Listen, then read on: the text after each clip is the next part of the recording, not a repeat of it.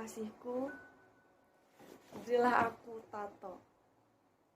Kamu bebas menato dimanapun yang kamu mau. Kau boleh menato di lenganku, bahkan di kedua payudaraku. Kau bebas melakukannya. Kenapa? Kamu tidak mau? Memangnya kenapa? Tato itu tidak akan membuatku terluka. Tato itu tidak akan membuatku membawa penyakit. Sebab tinta dan jarumnya diisi oleh cinta yang kau berikan padaku, kekasihku. Hah? Kau takut semua orang berkata bahwa aku orang yang jahat? Aku seorang penjahat? Tidak, kekasihku. Kau harus ingat bahwa tato merupakan sebuah seni, aksesoris yang bisa kita miliki sejak abad 20. Hah? Tidak, kekasihku. Setidaknya berilah kenang-kenangan pada tubuhku ini. Ya, hanya ini kenayangan yang bisa kubawa agar anak cucu kita melihat, agar anak cucu kita tahu. Tidak, kekasihku. Tato ini tidak akan begitu terasa sakit. Lebih sakit jiwaku yang kesepian, hidupku yang berantakan, serta sunyinya aku di dalam hidup ini tanpamu, kekasihku. Sudahlah. Semakin ku hayati, ini semakin terasa menyakitkan. Aku masih ingat pada saat itu orang-orang begitu bengis, begitu jahat. Mereka meniduriku di tengah kobaran api gedung-gedung yang terbakar. Apinya membesar, asapnya menguap, menyeruak, membuat siapapun merasa mengerikan. Apa yang terjadi pada gedung itu? Apa yang terjadi pada kita? Mereka meniduriku di saat situasinya seperti ini. Itu terang begitu sakit sekali. Lalu, apa artinya reformasi yang menjerumuskanku ke dalam lubang kesedihan? Mana keadilan yang katanya akan diberikan kepadaku dan teman-temanku? Apakah aku dan teman-temanku akan berakhir di tong sampah, kemudian diberi bensin, lalu dibakar, boom, apinya membesar? Katanya, Komnas HAM akan membantu aku dan teman-temanku untuk mendapatkan peradilan yang setimpal. Tapi sampai saat ini, tidak pernah ada yang aku dapatkan. Mana orang yang telah memperkosaku? Apakah terlihat? Jelas tidak. Lalu, penembak-penembak gelap yang telah menembak mahasiswa, serta salah satunya ada kekasihku, tak pernah terlihat batang hidungnya sekalipun, ataupun diseret ke pengadilan. Apakah yang terjadi pada bulan Mei ini adalah sebuah lakon yang membuatnya menjadi haru dan menyedihkan? Jelas tidak. Pembunuhan ini merupakan kenyataan. Aku masih mengingat bagaimana orang itu memperkosaku dengan muka yang menyebalkan, serta penembakan yang membuat kekasihku tidak ada. Aku yakin kejadian ini tidak akan bisa kita lupakan, apalagi teruntuk aku. Dan walaupun kamu berada jauh dan dengan keadaan tenang tidak memikirkannya, sekalipun kau sedang merokok kesukaanmu, itu tidak akan pernah bisa kita lupakan. Ini sebuah pengalaman yang sangat keji. Dan sekarang aku hanya bisa mengingat-ingat wajah kekasihku. Sampai saat ini aku tidak tahu di mana dia berada, apakah dia masih hidup atau kemana. Ada yang bilang padaku, kekasihku mati hangus terbakar. Karena dia dibilang sebagai provokator. Dia berorasi. Aku tahu kekasihku ini lulusan dari universitas ternama di kota itu.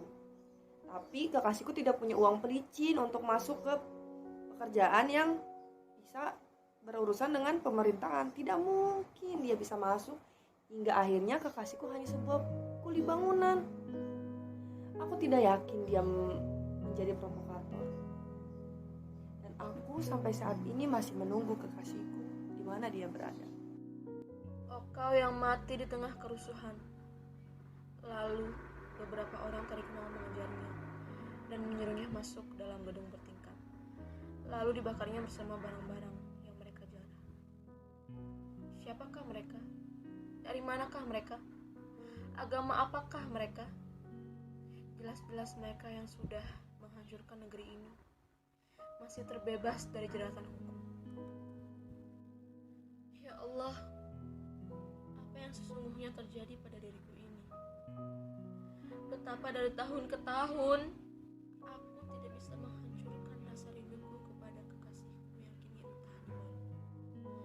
Ya Allah, aku masih ingat bagaimana pada sebuah malam hari dan tanggalnya ku lupa. Ia menulis sebuah puisi untukku yang kemudian dibacakannya dengan tekanan suara yang malu-malu. Saat itu ia duduk di sebelahku sambil membaca sebuah puisi yang baru selesai ditulisnya. Demikian puisi itu dibacakannya. Duduk di bangku kayu, menghayati sorot matamu yang kelam oleh kabut duka cita, aku temukan bintang mati. Bintang yang dulu berpijar dalam langit jiwaku. Aku temukan kembali, itu hitam dan kosong, dan kau menjerit terpisah dari cintaku. Dengarkan aku bicara. Suaraku bagai ketenangan air sungai, bagai keheningan batu-batu dasar. Kali melepas bau segar tumbuhan. Bila hari kembang, suaraku membangun kehidupan yang porak-poranda oleh gempa peradaban. Ya, ku tahu kota yang gemerlap menyesatkan rohanimu dari jalanku. Hanya ini yang bisa aku berikan padamu. Rasa gula yang terperas dari tubuh jiwaku. Reguklah, biar jiwamu berkilau kembali. Oh, bintang yang dulu menderang dalam langit jiwaku.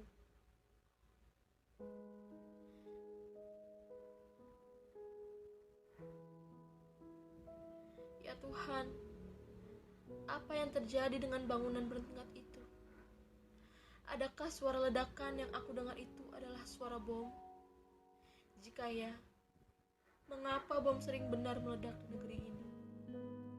Tangki air mata nyata saat ini tidak hanya bedah di Aceh, Ambon, Bali, Jakarta, dan kota-kota tak terduga dalam peta, tapi juga bedah dalam diriku.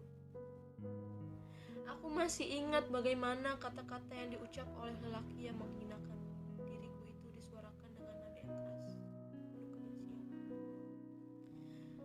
Perempuan, katanya, kau cuma daging yang tidak hanya enak dipandang, tetapi juga ditunggangi. Kau tidak lebih dari akar malapetaka di bumi ini. Kaulah yang menyebabkan kejatuhan Adam dari tanah surga. Dan kini aku menderita harus menanggung segala siksa. Demi segala rasa haus dan lapar sirna dari tubuhku. Ayo buka bajumu. Saat itu aku benar-benar takut melihat pandang matanya yang merah padam seperti orang mabuk yang rasukan setan. Dengan kasar pakaianku dibukannya secara paksa. Tubuhku diseretnya ke pojok bangunan yang gelap. Dengan buas dilahapnya diriku dengan tanpa ampun. Rasa sakit itu tidak hanya bersumber dari pangkal paha, tetapi bersumber di seluruh tubuhku. Jiwaku dan bahkan nyawaku tak kuat menanggungnya. Dan kini aku terus dikejar bayang-bayang yang menakutkan. Engkau benar cintaku. Kita lahir sebagai dongeng. Peran yang kita mainkan adalah kehidupan yang kelam dan hitam dari aspal jalanan. Saat seperti ini, aku ingat bagaimana kau berkata untuk terakhir kalinya sebelum engkau benar-benar pergi meninggalkanku selama-lamanya. Syed, malam itu kau tidur di rumahku. Aku begitu kangen, begitu rindu padamu. Kita tidak berbuat apa-apa saat itu, selain berpandangan dan berpelukan. Setelah kau ucap kalimat-kalimat itu, kata-kata cinta yang sangat membuka itu, telah kau tiup pintu dan jendela kamarmu. Malam yang turun berudara buruk, dengarlah ringkak kuda itu, seperti hendak membukukan jantungmu. Larut malam ini aku di sini, bukan jantungmu. Larut malam ini aku di sini. Aku dan kau tersenyum seakan tahu apa yang bergelora di dada.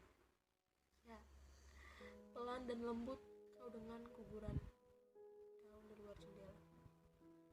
Kita terlahir sebagai dongeng, bisikku, dalam larut dan sunyi. Kekayaan kita adalah kemiskinan kita. Rumah kita adalah air mata yang lembut. Kita hanyalah dongeng. Iya, kita hanyalah dongeng. Cerita para petinggi negara dan penguasa. Aku jadi teringat pada saat malam itu. Malam di mana angin berhembus dengan kencang dan menerpa kulitku. Aku juga teringat akan sorot mata begismu dan kata-kata yang kau ucapkan saat kau merabut ke gadis cantik. Sorotan mata itu sampai saat ini tidak akan pernah lupa. Kebencian, kebengisan, semua akan selalu ada. Oh api yang berkorbar di dalam dada maupun di luar dada. Sampai kapankah kebahagiaan itu akan datang menjemputku saat itu? Oh maut yang diam-diam mengintai. Sampai kapankah engkau akan mencabut setiap detik nyawa yang selalu berada di dalam jiwa? Jujur, aku sudah tidak tahan lagi dengan semua. Sekali lagi, kita hanyalah dongeng. Ya Allah yang Maha Pemurah, jika semua ini adalah siksa untukku, maka tebuslah semua siksa ini di akhirat kelak, dan menjadi tebusan bagiku di akhirat kelak nanti atas apa yang telah